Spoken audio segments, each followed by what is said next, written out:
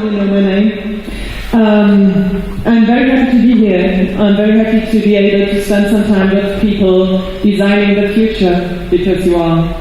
And I'm really happy that there's an interest in the point of view of a social scientist. And I think my teachers would not have thought that I'm talking to machine learning people after I finished my studies. So we will have a quick, I have some cards prepared. We will have a quick travel through China's social credit system, but I just take this as an example of digitalized tools and their influence on society. So this is no China bashing talk. I'm sorry about that. I'm not presenting that. And this is not only on social credit system in China. I take it as an example to show what is possible today with machine learning and digitalized data.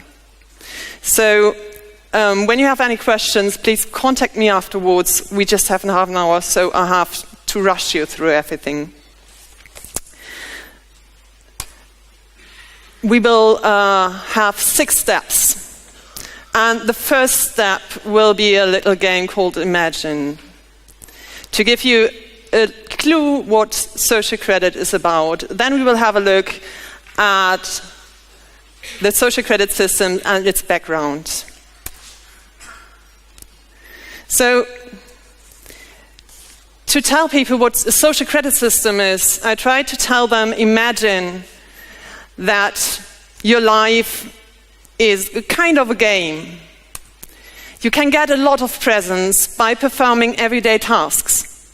And we all love presents.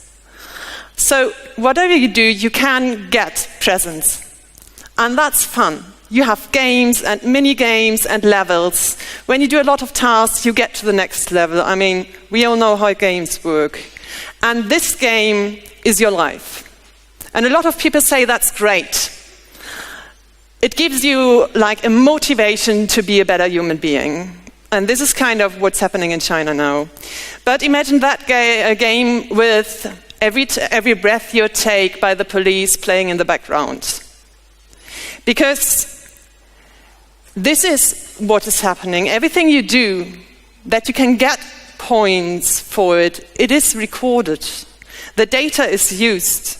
So when you jaywalk, for example, you lose points. And your game life means that you can get points and lose points. And most importantly, and this is often forgotten in the discussion about machine learning and digitalization, is you're just a player. You have to play. But the rules are made by other people, and they are not even explained properly in most of the cases.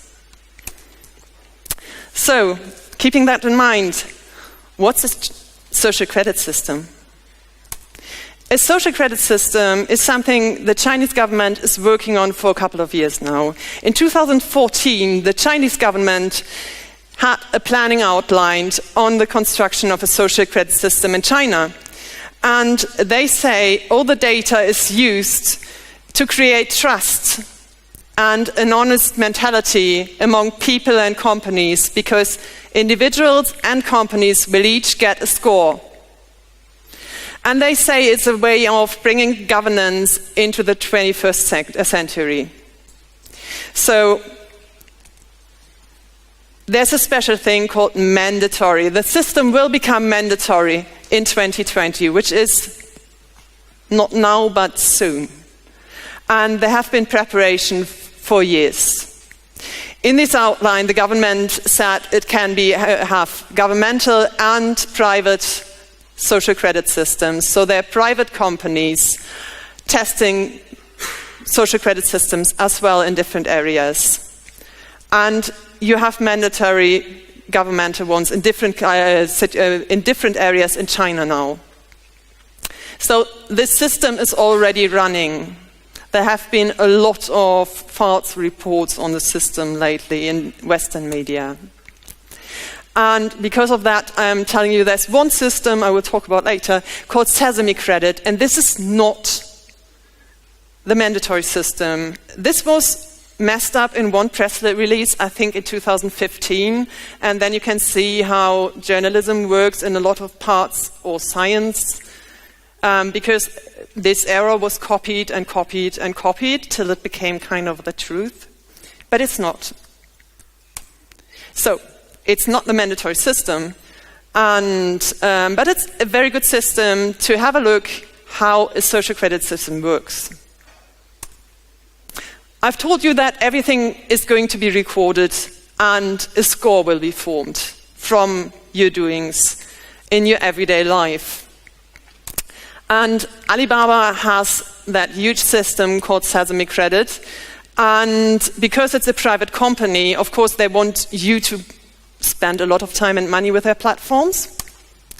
And this system draws data from your payments with Alipay,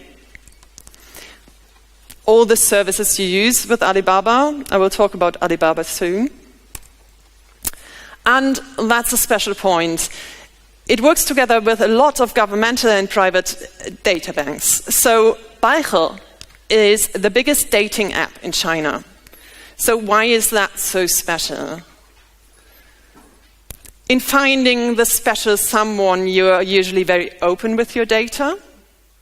In applying for a bank loan, you wouldn't answer all the questions asked in a dating app.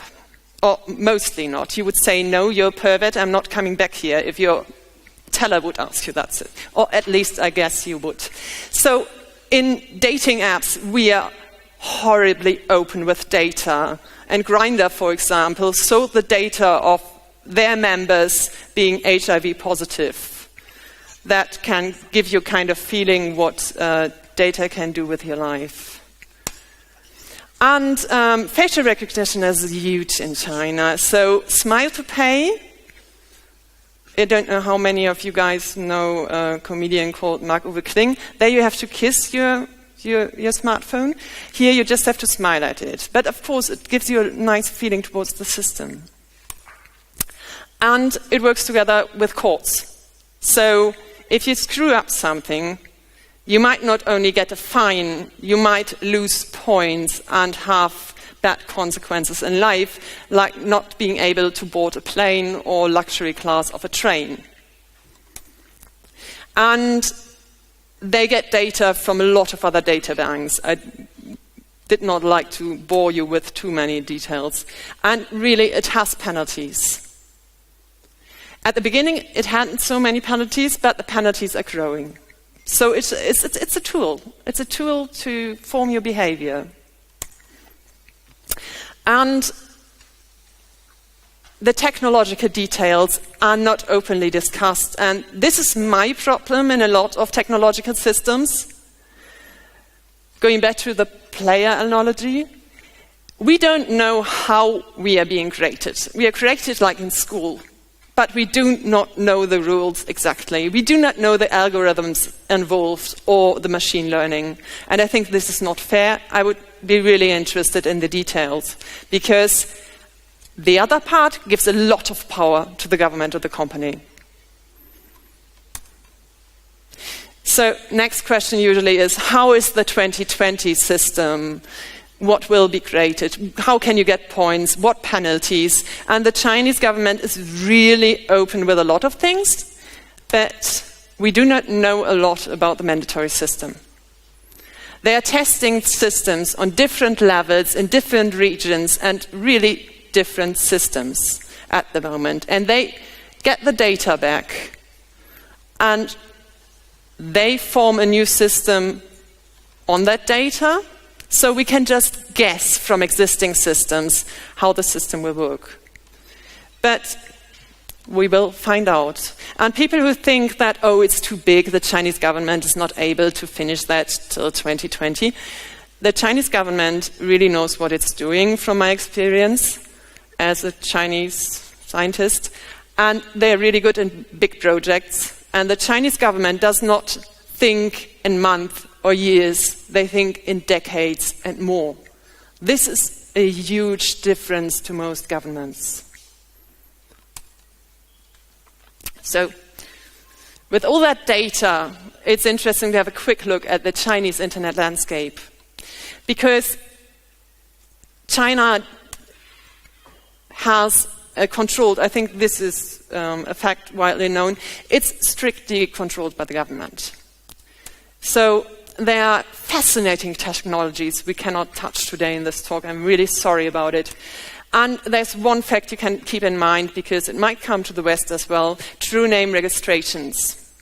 So your chances of using some stuff anonymously is dwindling. It has millions of users, and there's in fact not really well known in Western countries.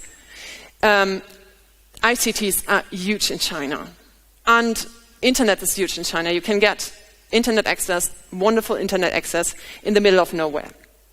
So it's not that the government cannot get digital data from most people.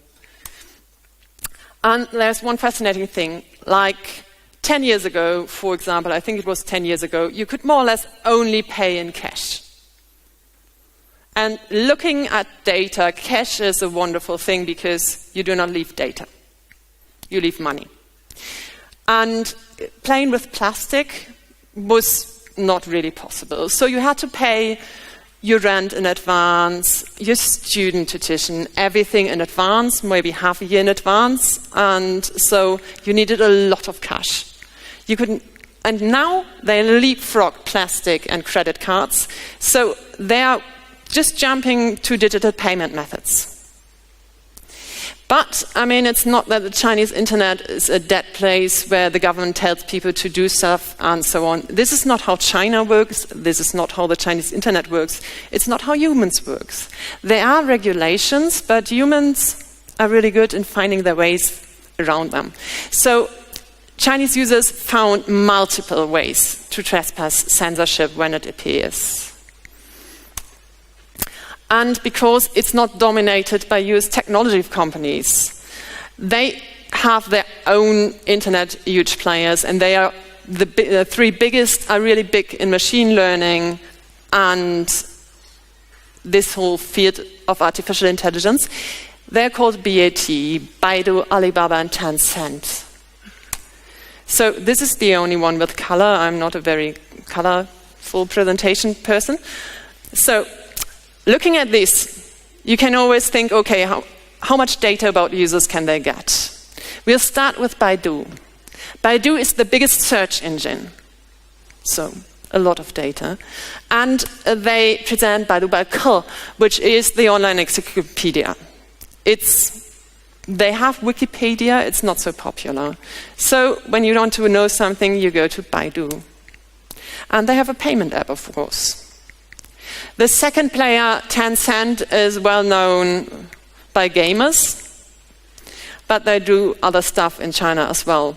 And I'm only looking at a couple of things these platforms are doing. These platforms are just huge. And they had the most important messenger in China. QQ, yes, ICQ was in the same time, and they had some lawsuits because it looked too much like ICQ.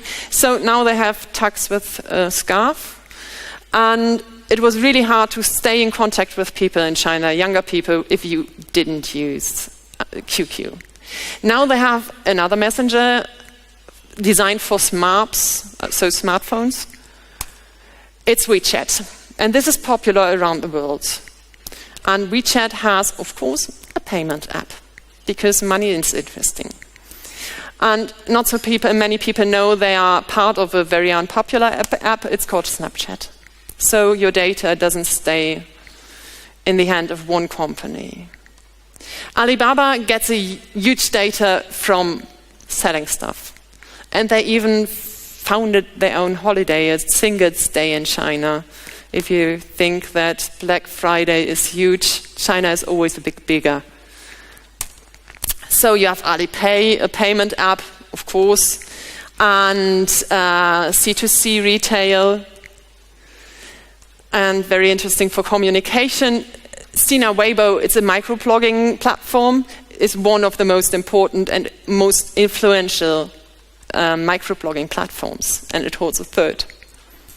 Wrong.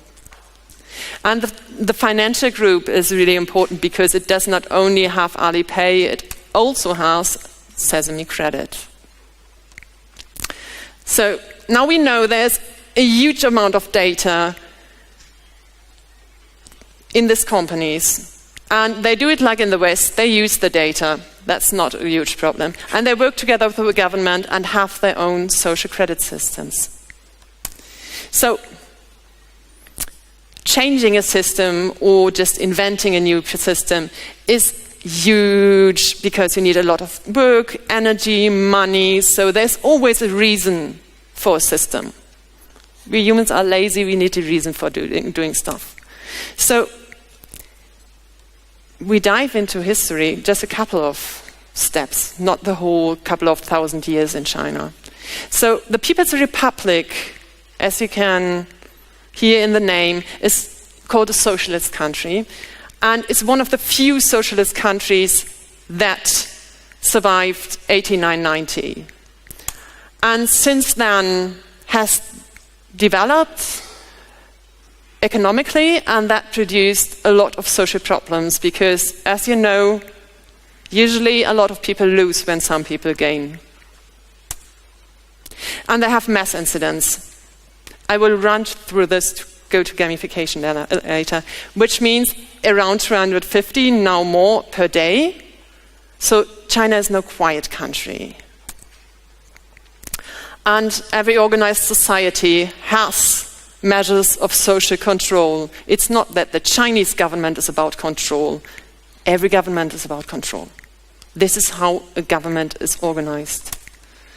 And a couple of traditional social control measures have survived and live in the socialist China today. And as digital tools became more and more important, social control via digital tools became more and more important in China. So, we will skip that one because we are late. I'm sorry. So, coming to that wonderful word, Gamifidingsbums, it's the new German word for gamification. Yes, there was no good German word, so I tried to create one. Gamification is a very young technique. And people developed it for computer games. For what? That we spend a lot of time with the game and that we love the game. So that's really easy, right? And then some clever people said, well, if that works so good with games, why don't we use it for other stuff as well? Which is okay, because it's a tool. And a tool like a computer can be used for everything. For good, for bad, for something in the middle, for something boring. But with gamification, there's one problem.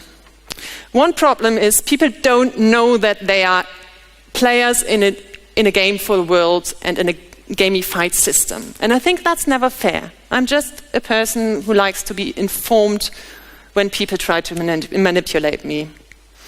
So, another point why it's dangerous is that when we play, humans play, we are out of danger. At least we think we are out of danger. Because if there is danger, if there is like your apartment is on fire, you're not like, oh, that's a cool time to play a game. No, usually you run. And when you feel safe, you play again. So when we play, we are kind of helpless because we have such a good feeling about the moment. And I mean, gamification is used in the military as well. And I tend to see that as not good. And one really huge thing with datafication, with digitalization is we cannot feel it. It's like nuclear radiation for us. We cannot feel it, we cannot smell it, we cannot taste it. So for us, it's invisible, it's not there. It's really hard for a human to understand that something we cannot grab is existing. I mean, on the one hand, we are great in inventing gods and masters we cannot see. We can see something in a stone or Jesus in a piece of toasted bread. But on the other hand, we are we need our senses to understand the world. And because we do not see data, we cannot feel data. We cannot feel when our data is misused. And we give away data because we don't see it. And I think if someone would ring your bell at your flat and ask you to be let in, photograph and video all your apartment and your data, and copy all the files on your computer, you would say, no, hell, I won't let you in. But we are giving away our data to so-called social media every minute of our life.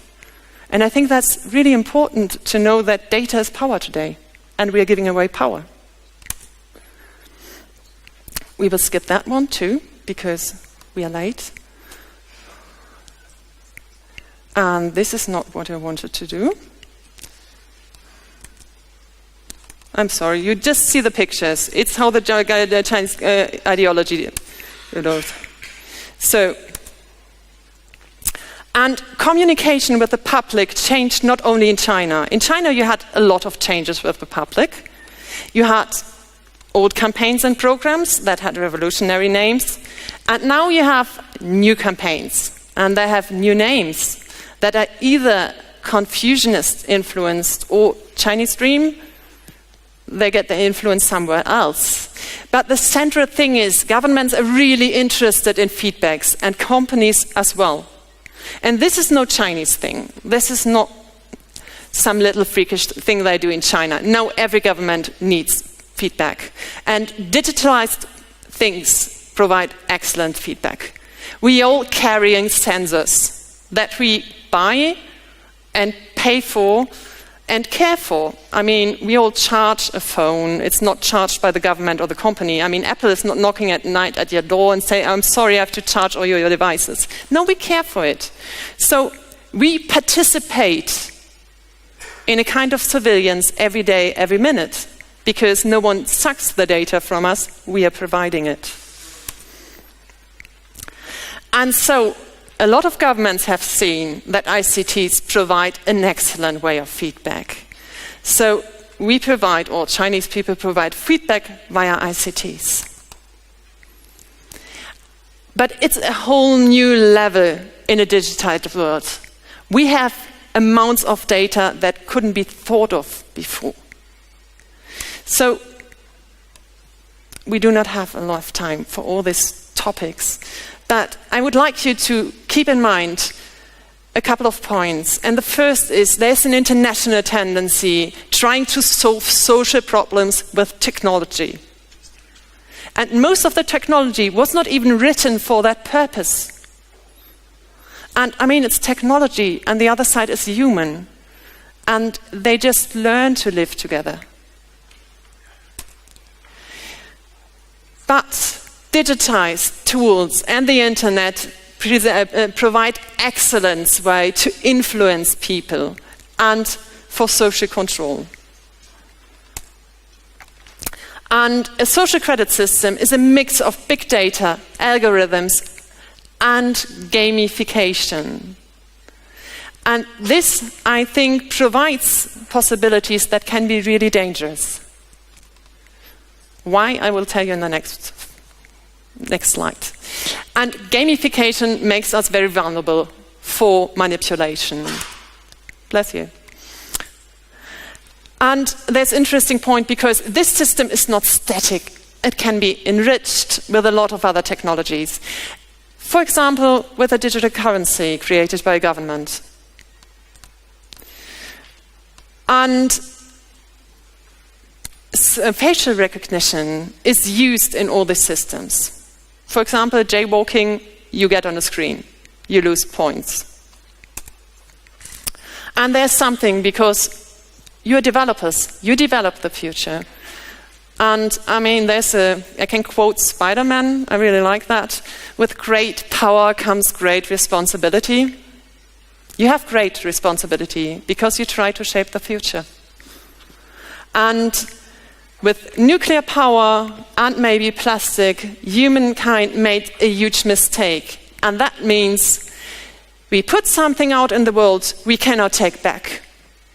So we are ruining the future of generations after us. And I think this is not fair.